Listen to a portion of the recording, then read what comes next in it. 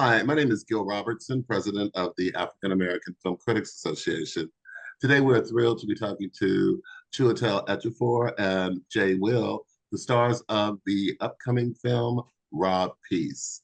We're going to kick things off by introducing you to the African members on the call today, starting with Michael Sewell in Washington, D.C., Reggie Pounder in Chicago, Derek Dunn in, where are you, Derek? DC. In Washington, D.C., Ruben Recall Perlada in South Florida, Mercedes Springer in Atlanta, Georgia, Dana Abercrombie in New York, New York, and the very, very lovely Jill Monroe in Los Angeles. I am going to let you guys do what you do so well, and I will see you on the other side. So that's 22.5 times 2. Huh? 45 plus 11.25 is 56.25. Damn! Can't be 7 years old, smarter than your old man. Hang on. All right. We can walk to my place from here. Oh!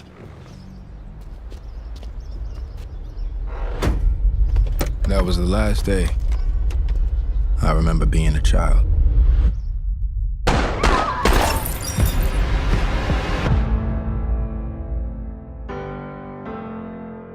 I did not commit this crime.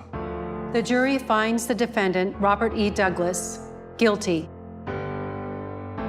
We'll take care of everything. I promise. You're going to college. The best thing you could do for your daddy is to keep being brilliant.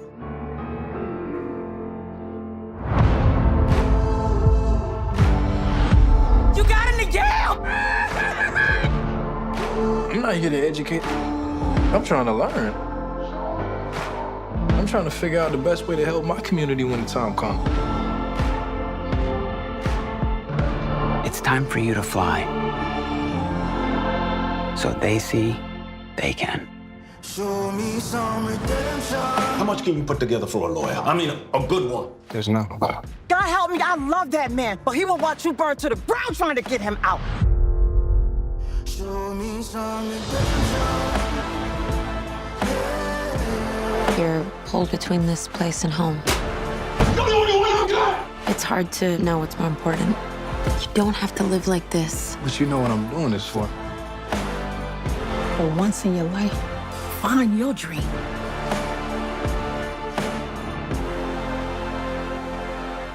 Devil on my back, snakes in the grass, coming from the past, trying to take my last piece of sanity.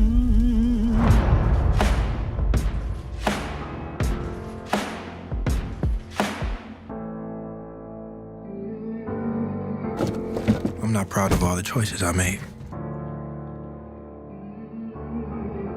Was I prepared to risk everything? I'm Robert Deshawn. Peace. My name is Reggie Pounder, the Real Critic based out of Chicago, and thanks guys for this performance. There's a thing in our community where we struggle about getting out of the community and then giving back to the community, and that absolutely is shown in this film. Did this film at all, and this is for both of you gentlemen, did this film at all change your or impact your views on that subject of how much do you stay in and how much do you get out? Yeah, thank you, Reggie. You know, for me, you know, coming into this project, I was like, I felt like the conversation around Rob specifically and about his journey and about his life was incredibly judgmental about his choices. And I felt that was wrong, you know, that I felt that it needed a kind of reframing in a way of a just sort of recontextualizing what the challenges were for Rob, because it is perfectly, to me, it's perfectly fine for people to move away from community, you know, if they want to move away from community, if they have opportunities. Social mobility is something that every individual decides, you know, the degree in which they're going to attach themselves in terms of social mobility. And if that means that they move away or they have different opportunities and it takes them away from certain things, then that's fine. But not everybody is like that. not everybody feels that they can do that with any ease. And Rob was a kind of person, that just felt very attached to those kinds of binds that tie. And I don't think it's a kind of pathology, or we should be, that the sense of it being something that people, that they sort of look down on or are judgmental of.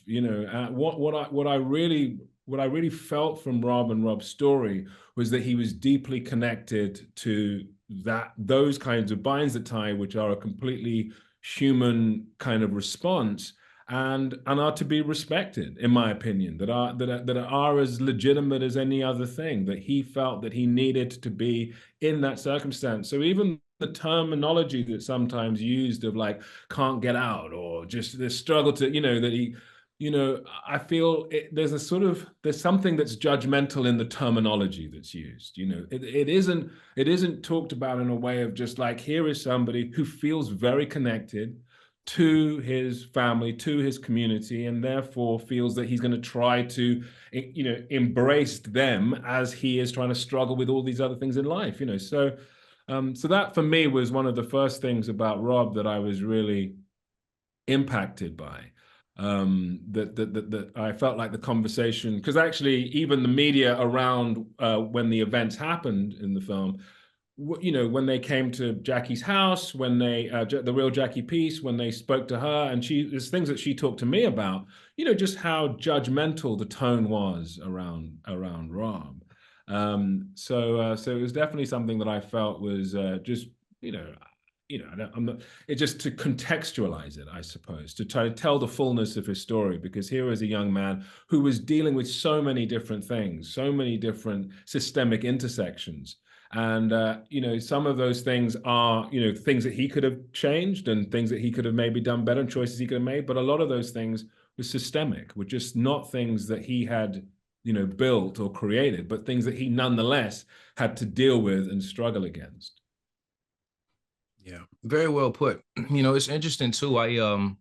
This idea of making it out stuck out to me personally in my own track for a lot of reasons. Once I picked up the script, and I just saw a lot of parallels with where I was in my life growing up. Rob is my cousin. Rob is my uncle. Rob is, I know this guy. I am this guy. This idea of trying to make it out of a place, due to, I guess, part of me can say illusionary, but real factual reality of systematic issues, trying to make it out of that. I really related to that, and furthermore, along with the sacrifices that one would make in trying to grant this level of abundance for those that you love, specifically his mother. You saw the tie, you saw the love, you saw, I felt it myself. It came off the script, thanks to Chiwetel for sure. But the spirit and the essence of him is a universal thing. This idea of just wanting better for yourself, wanting better for those around you. I felt that on a visceral level. It's a deeper thing, but I do think it does touch on a lot of, and I had to get into this because straight up, like, I thought this was just a Black experience. I really did. I thought this was like exclusive, partially from in my perspective, it is. But, branching out, I do know that this is a human experience. This desire, this void that one wants to feel. And I guess our community calls it making it out, trying to get out, trying to make it out. I am on that level. I'm on that track right now in my life. I feel like still having that voice in my ear from when I was a boy, seeing my mother struggle during, all type of different financial crises, seeing her get laid off and wanting a reality such as now, and, I feel for Rob, I really do. His spirit, always remains forever, especially through the film. Wow, thank you, gentlemen. I identify with this character as well, so thanks for that, Jay and Chiwetel. Appreciate it. Yeah, man. Hello, I'm Michael Sowell from Washington, D.C. First, I just want to say congratulations to both of you. Both of your performances really touched me because it reminded me of the relationship I have with my own father. And as I'm approaching fatherhood, soon, is that how the importance of not only in terms of the perspective of children viewing their father figure, viewing their, their parents, because also shout out to Mary J. Blige as well. It's just the fact that both of these parents' influence definitely heavily impacted this child as he developed and grown up. And I just want to talk about for both of you in terms of the chemistry you guys built, in terms of how you both guys conveyed that level of performance for both of you. Not only to seem like, hey, the relatability factor of this son wanting to do everything he can to save his father, but also being unaware of the systematic things until eventually when he grows up mature, he realizing the reality of this burden he feel like he has to carry himself. I think that I was like, this relationship, that central relationship, that kind of father and son relationship was such an integral part of this movie, and I think about the themes of this film, about what our responsibilities are, like what is a father's responsibility to their son, what's a son's responsibility to his father, and who decides, like these are things that we're all, this is what I always felt about this film, is that these are very extreme examples in many ways of things that people all over the world in all sorts of different circumstances face. There's something very universal about trying to negotiate the binds that tie. And that's what they're doing. It's hard to know where that line is. I know that I feel that Skeet puts an undue pressure on Rob, but Rob then feels that he can sort of live up to that he wants to take that on for a lot of the story. So, how do you negotiate these kinds of things? And that's the complex negotiation, I think, of all of the interpersonal dynamics that we live with. And that's why I was, excited to tell this story and to go on this journey with Jay was incredible. To have a scene partner like Jay and to have a person on set like Jay was, just an amazing thing, and just lifted up every moment of this story. So, sure did, man. Yeah, it was a while. I had a good time. The scenes that we had together for me were the most. It came from that place, that real place, that it wasn't tough for me to, I guess, channel my own imagination and my own past experience.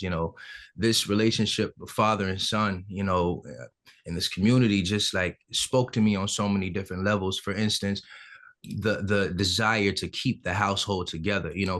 I saw this as one little black boy got to step up and be the man of the house a little too soon, and now he has to take on man responsibilities, and now he's in situations where the average person don't really go through most in their life, if that, so it's, again, carrying that burden.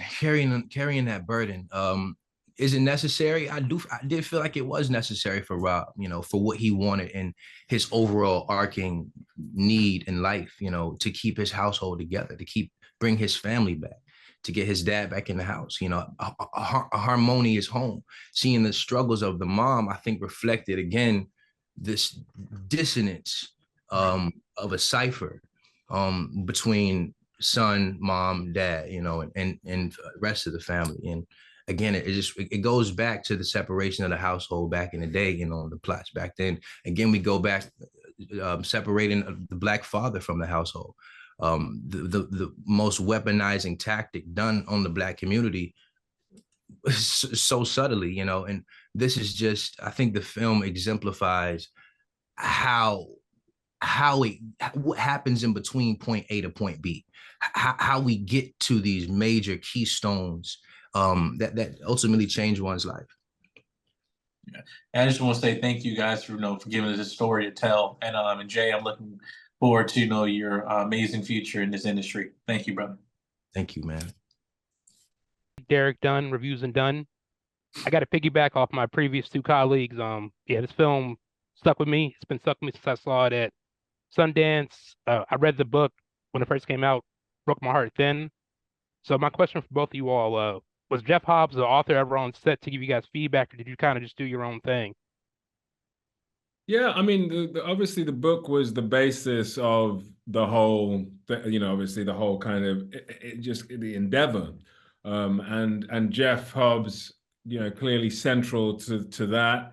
his wife, Rebecca Hobbs, is a producer on the film. So and in fact, it was Rebecca Hobbs and Antoine Fuqua who contacted me about adapting the book and directing it. So they were very sort of central in the whole kind of construction of it. But they didn't necessarily, involve themselves too much. They were always there as a bouncing board, but it was never like that they were kind of, it wasn't having to bounce off them in order to kind of get things through or ideas through necessarily.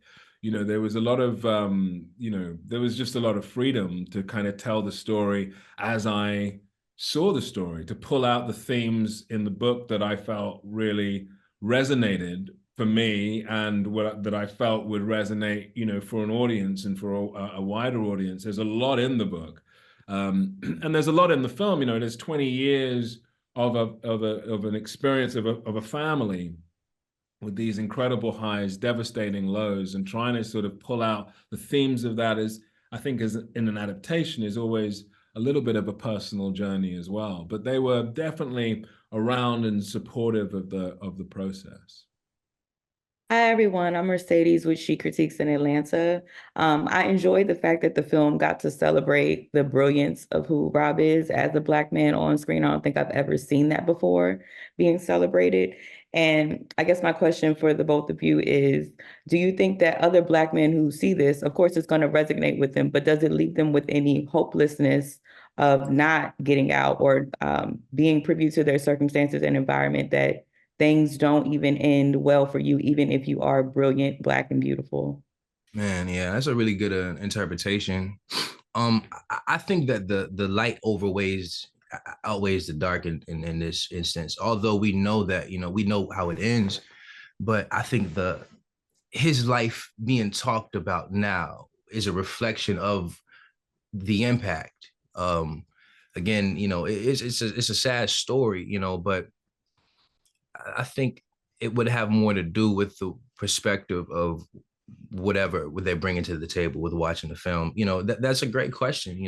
I would hope that they would leave with, dang, I gotta pick up where he left off. I got it in me too. This guy came from a place that I came from, and he got that far. I know what to do not to get in that situation, or I know what to do to avoid it at all costs. Let me go to that next level. I would hope that that's the perspective adapted. But again, there's this duality. It's like melancholy. It's like it hits you on such a subtle level, but at the same time, there's a lot to celebrate. This guy went to, who goes to that school from a place like that, like with that type of familial track record. Like, how does the outcome become so beautiful, with such a wild environment come out of, so I think there's a lot to pull from on the lighter side, but again, there is a duality. Yeah, I agree with that. I think that there's the tale is celebrates Rob, obviously. It celebrates his achievements. It celebrates how brilliant he was. It celebrates how much of a connector he was, his attitude to things and people, to ways he rose above all of the kind of complications and the amount that he carried. But it also is true and cautionary of the kind of the systemic realities that are going on. And I feel like that's what's important about analyzing this story, about really allowing young people, young Black men, to watch a film like this, see themselves reflected in it, see the brilliance reflected in it, but really also establishing a real understanding of what to look out for, of what to be cautious of, to have it be a cautionary tale as well, so that there is a kind of complete, three-dimensional, holistic sort of sense of somebody like Rob and what he went through. And I embrace those conversations and those dynamics, and I feel like people are absolutely on it enough to see where they can take the inspiration from Rob's journey and where they can take the kind of where it is meant as a caution and a cautionary tale as well. I think people are really capable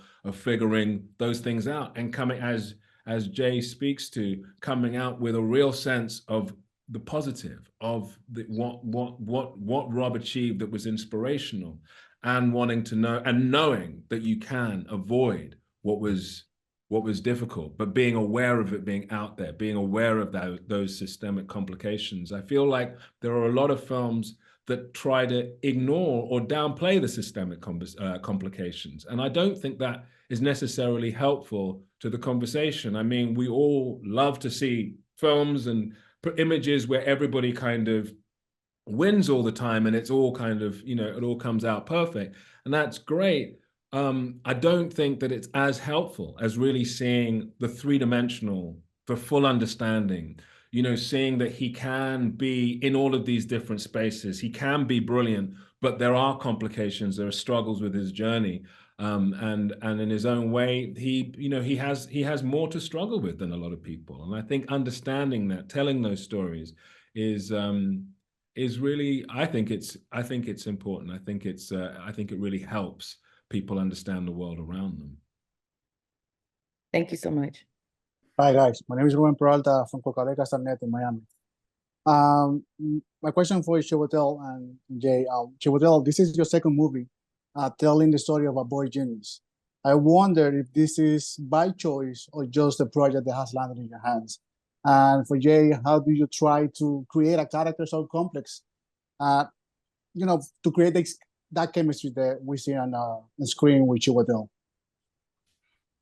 Yeah, I mean, I feel for me, it's like when I read The Boy Who Hunted the Wind, when I read Rob Peace, the short tragic life of Rob Peace, these are stories that end in completely different places, but they do have this commonality of a young black man, a young black boy in terms of The Boy Who Hunted the Wind, a young black man, boy and man in Rob Peace, who are brilliant. Who are brilliant, who have this enormous capacity, enormous reach, who are kind of everything that you want out of to talk about, everything you want to highlight, and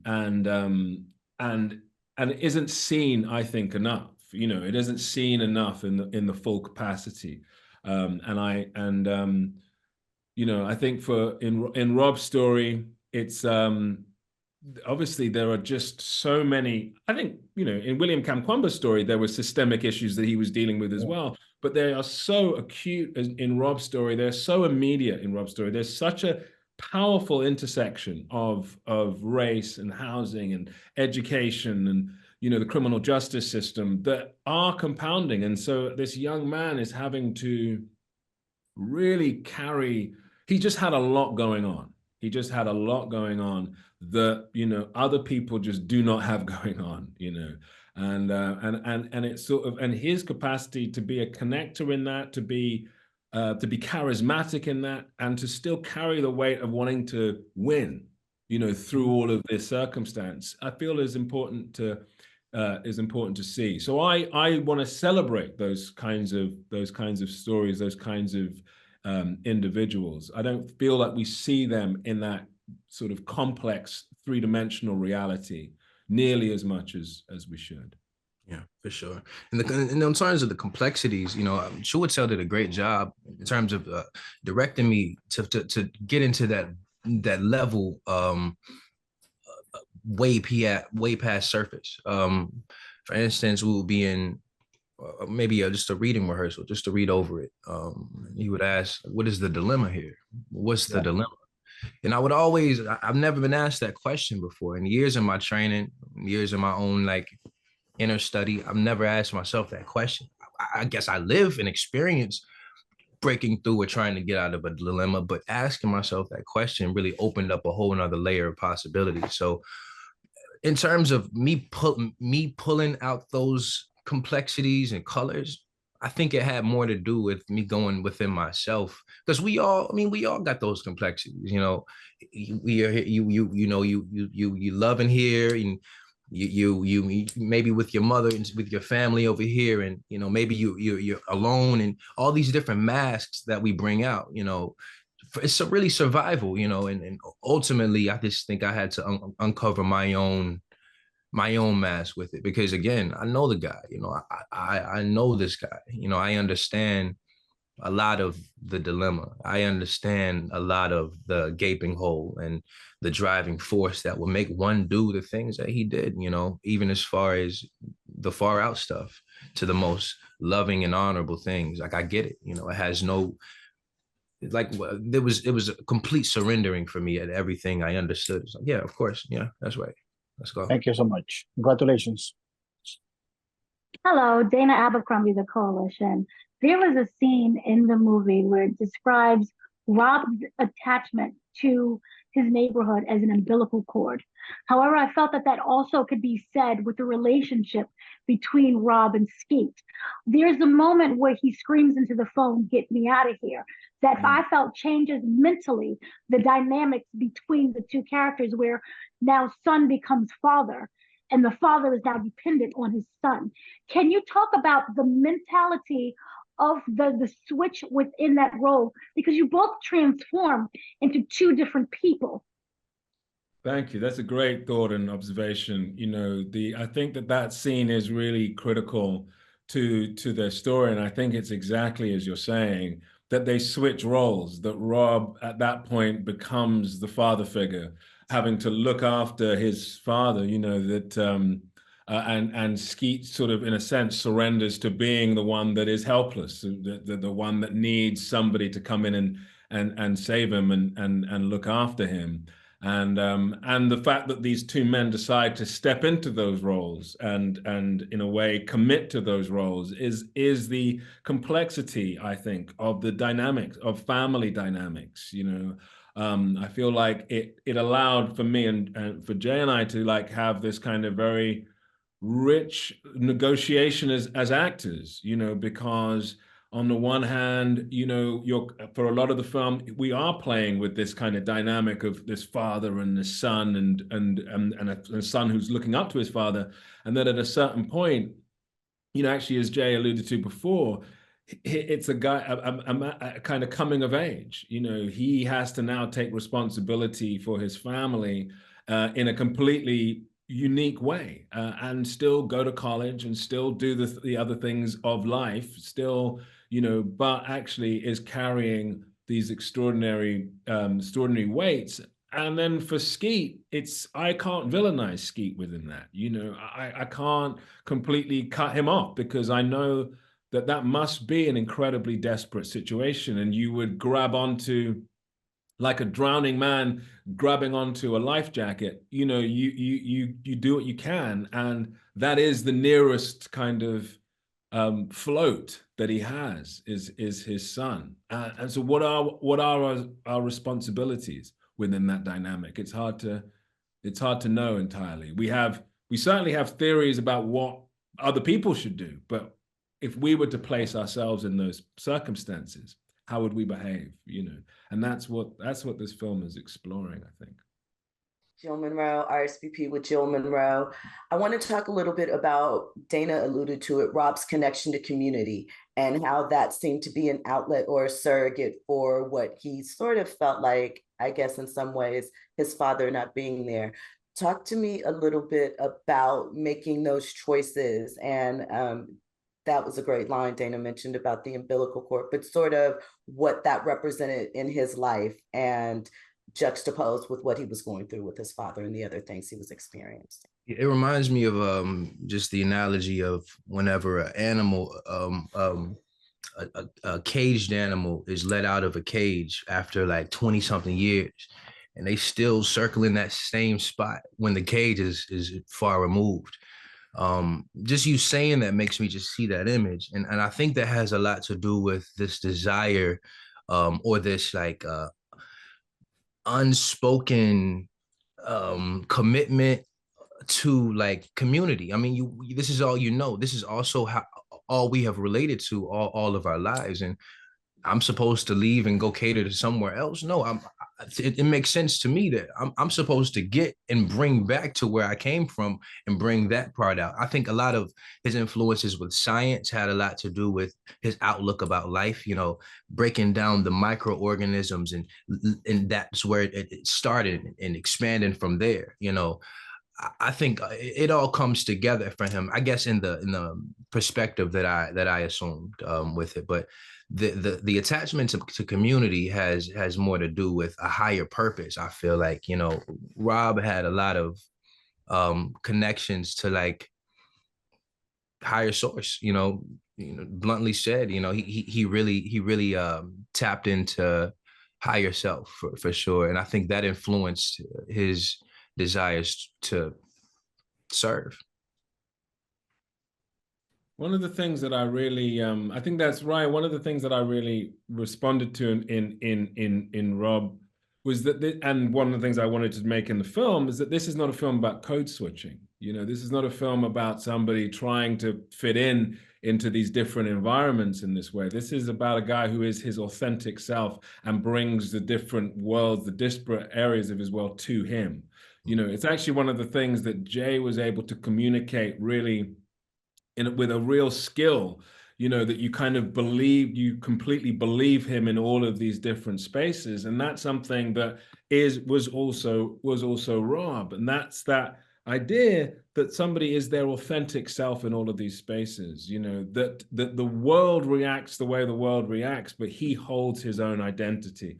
And that's the critical thing about Rob. So he can wear his do-rag in the lab at Yale, and it's not an act of defiance in any way. He is just being an authentic representation of himself, and let them think about it any way they want. And even if they do, and he did experience all these microaggressions, he was still lend out an olive branch and still be a great communicator and connector with people, because that was who he is. And that's who he is back at home. That's who he is at Yale. That's who he is in his kind of totality. And actually, it's that sort of energy and that spirit that I always felt we need more of. We just need more of in the world. We need more of that kind of capacity to embrace all of those aspects of ourselves, and for other people to finally kind of get with that sort of program as well, and understand that that's what true allyship looks like. Understanding the full context of somebody and embracing them as that. And it took somebody like Rob, who's really confident in his own identity. He's able to sit and love his community, love his dynamics of his life, and take that into any other aspect of his life and show that as well. And so that sort of umbilical cord, the kind of binds that tie, all of those things are also reflections of his own complete identity and comfort with his identity. I think it's the reasons why I connect to Rob, and hope an audience does as well, for those reasons, for those exact reasons. Amazing. Thank you both. Hello, gentlemen. My name is Samuel Leggett with JVS Media Productions. I got a chance to check this out with Sundance, and this is such a powerful film. But the thing I'll say with both of you guys, you play it so openly. And I have to go back to the scene where Rob gets the understanding that his dad is sick, and he has to go and make that conversation with him in the jail cell. I wanted to kind of pick you guys' brain about how you prepared for that scene emotionally, because there's two different big things that are happening. Both Skeet and Rob want to believe in the other. And at the same as that time, their lives are in the balance, literally. From Skeet's standpoint, from a mortality standpoint, from Rob, just trying to get clarity and understanding of trust. But ultimately, from that scene, both of their lives are forever changed, no matter what. And the movie itself, like Dana said, shifts forever. But there's something about that that's so potent and rich. And I think you guys nailed it. But I wanted to get your perspective, how you prepare for it from an emotional standpoint, from paper to actually filming it. Yeah, that's a good question, man. I mean, it was actually, for me, more simpler than complex. I think it was just asking myself, I think about a line when Jeff had asked Rob, he said, it was a conversation they had. It was like, I would think anybody would do this for their dad, right? And Jeff goes, he just kind of look at him. And then just Rob wow, it's all these existential questions, like, wow, just come, and I'm thinking to myself, I think this is just something that I would do, you would do. It's just a community thing. Like, honestly, it's deeper than community. It's like, it's just like, I don't know. I just want to see the best for my family, and that was the prep for me. Why would I I'm willing to do whatever it takes. You know, it was those questions. You know, what would it be like for you if you was in this? You know, it's lifting it from the paper, but asking myself those questions of how would I respond to the scenario if it was me actually in here. And I don't think it was hard to lend the emotional after that. You know, I think it was more so the byproduct, which, you know, the emotional life was just the byproduct of intention. Energy follows thought. I think that the whole process of building the relationship of our communication, myself and Jay, like all the way through the process, and the ease and the love and the connection between Rob and Skeet, you know, and just sort of constantly sort of finding that and excavating that dynamic, so that when you start to get to those moments, they do feel, you know, just like Jay's saying, that they just feel like the natural extension of where you're going. You know, there can be no roadblocks now because it's set, you know, and I feel like that's what was set in the story, that's set in the kind of writing and the adaptation, that as we start to know these two, we understand that by the time Skeet says that to him, that Rob is invested in such a profound and deep level at this point. And the truth is that Skeet also knows that. And that's the thing. That becomes the question of his intention, of what should your choices be given that. But, you know, it's hard to, you know, it's hard. That's why, to me, it's a deeply kind of humanistic tale, because, you know, as Jay said earlier as well, it's a tale that's full of dilemma. You know, how do you make these choices? How do you wrestle with these things? Some things can be your mistakes, your fault, but some things just are outside of your capacity to control. And that's where just the dynamics between two people kind of play out. So those scenes were, you know, they were incredible to play with Jay, because, you know, because he's an incredible actor, because he has an openness, and because he was fully invested in this character and playing this character. So it was, you know, we were both down the rabbit hole by that point, you know. And you know, it was wonderful. Thank you. Thank you, guys. You were amazing. Congratulations. Thank you. Hello, this is Karan Lenoir Kelly with Karanism.com and Love Music Pleasure. And I want to speak for a moment about the love of his mother. There was so much wisdom that was given to her. Rob was not the only one who didn't get out. Can you speak to the ways we watched her continue to encourage him to stay focused while she watched her dreams die? Yeah.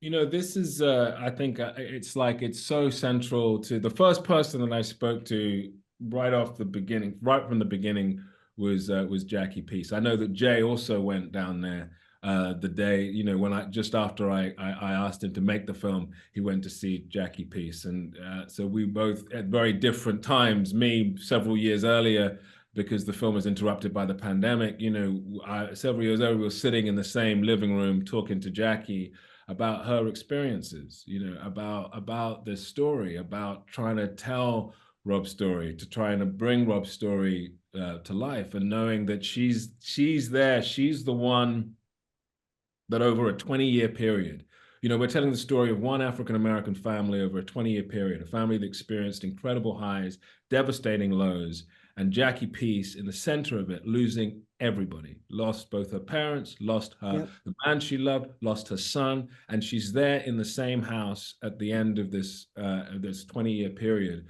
asking herself the same questions of how did this all happen? How did this all happen to her? You know, I had the pleasure of sitting next to her at Sundance when we watched the film, and the Sundance audience applauded her. You know, when I got up on stage with Jay and I said that Jackie was here, the entire place got up to you know, to celebrate her experience. You know, Jackie Peace is you know, I think a remarkable person, and having Mary J. Blige respond to this part, respond to Jackie, you know, and they were able to spend time together. And, you know, I was so thrilled to be able to say to Jackie that Mary J was going to play her. She carried on asking who's going to play me, and then when I could say finally, well, Mary J. Blige is going to play you, you know, it was incredible. You know, it's the absolute center point of the emotional connection of the story is what Jackie is doing, and how she feels, how she responds to all this, trying to keep this train on the track is so incredibly difficult, given that she can see from her perspective all of the different competing factors that are operating against her son in this context. And seeing him go to Yale, seeing him obsessed with his father, seeing all of the kind of things that are pushing and pulling him through that is you know, and I think Jackie and Mary J playing this part with such a kind of precision, with this, you know, with a kind of stoicism, but an emotional kind of connection to it, I thought was really, really wonderful. So, you know, I think both Jackie and Jackie Peace herself and Mary J playing her, you know, was a really special part of this whole process. Yeah, I think a lot of Black boys are going to really resonate to this when it comes to the connection one will have with their mother, and just being the firstborn. I think that's a whole different type of connection. You know, mama can have about 20 kids with something different about that first one. And I think that's like, I think that was that thought itself was what hurt her most about the decisions, and also made her love Rob more. You know, that duality of, this is my firstborn, you all I got at this point. You all that I have, that I know is still here, and you are doing it.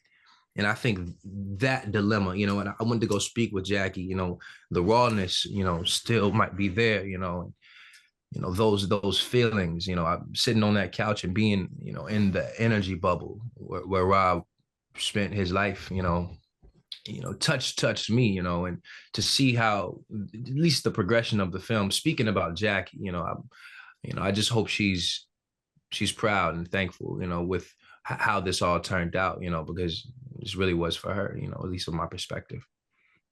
Yeah, it's really easy when you have goofy kids or a bad seed, you can predict their behavior. But when you have a brilliant child, nurturing that brilliance and making sure that there's space and grace that's a God task, honestly. That is an assignment. And I hope that she is proud. I hope you guys are proud. One of the things she said that stuck with me and will forever stick with me is the best thing you can do is be brilliant. Mm-hmm. Totally. Thank you. Thank you. Chiwetel and Jay, this movie was a complete delight. We thank you for your time and energy given to this project. On behalf of the world's largest group of Black film and TV critics, thank you for watching this edition of AAFCA Roundtables. Have a great day.